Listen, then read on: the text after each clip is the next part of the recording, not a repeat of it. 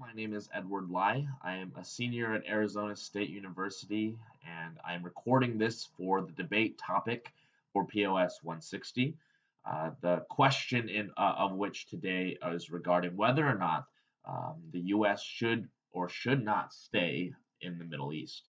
And my position that I'm taking for this debate is that yes, they indeed should stay in the Middle East, and I will just jump right into it.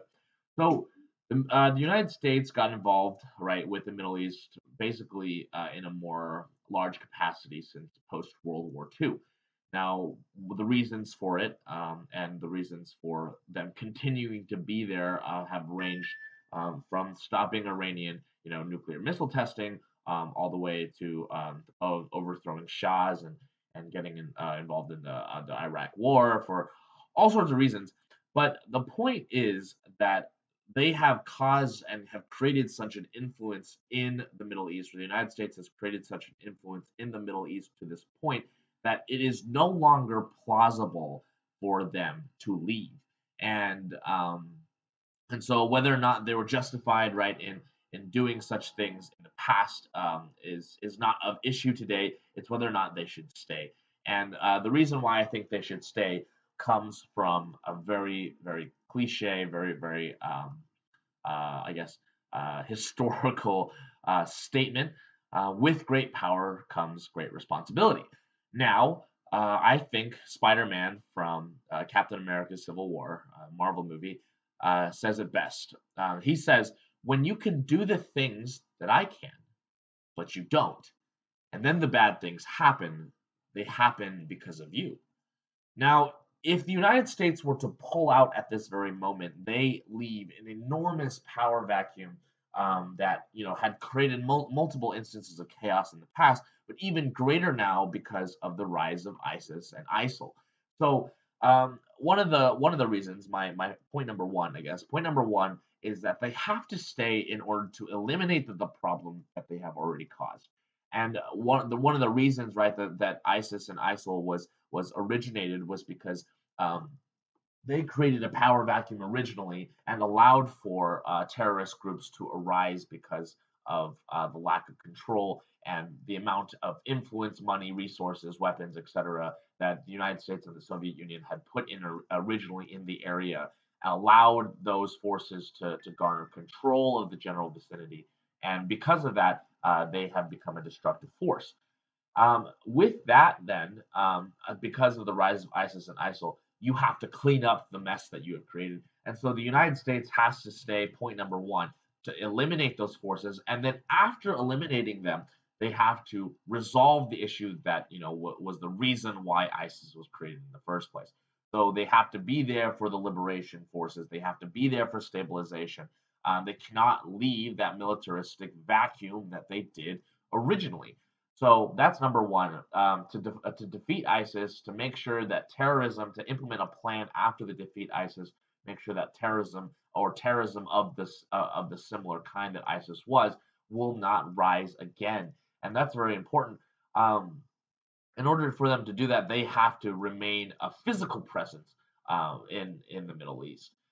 Point number two is the energy need, right? Right now, the entire world is dependent on petroleum, and petroleum, out of the greatest, most, I guess, the greatest amount, if nothing else, is coming out of the Middle East, and it is very important that the United States remains a viable defense force for a lot of these, I guess, factories and plants and drilling places up until the point that we have, alternated into a more sustainable energy source. But at this point, if they were to leave, they do not have. We will not remain. The United States will not remain a consistent presence that will continue to be able to garner enough of the natural resources and petroleum in that area. If not for the reason that other, big countries, China, Russia, etc., might come in and, remove us from business influences and the sort. And so remaining a steady presence in there for economic reasons is huge, as a number two reason that they need to stay there to continue the partnerships, to make sure that the extremism in the area does not affect the economics of oil and gas, etc. We don't need to talk about, right. We don't need to get into whether or not petroleum is a good idea and what global warming and all that. But for now, with this current ecosystem and the economic situation that the United States is in, they are dependent upon oil.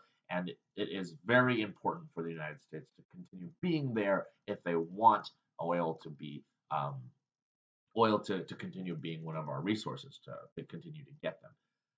The third point that I want to mention, I understand it's running over 4 minutes, but the third thing that I want to talk about is that there are, I guess, side effects of violent extremism, the United States not being a presence there.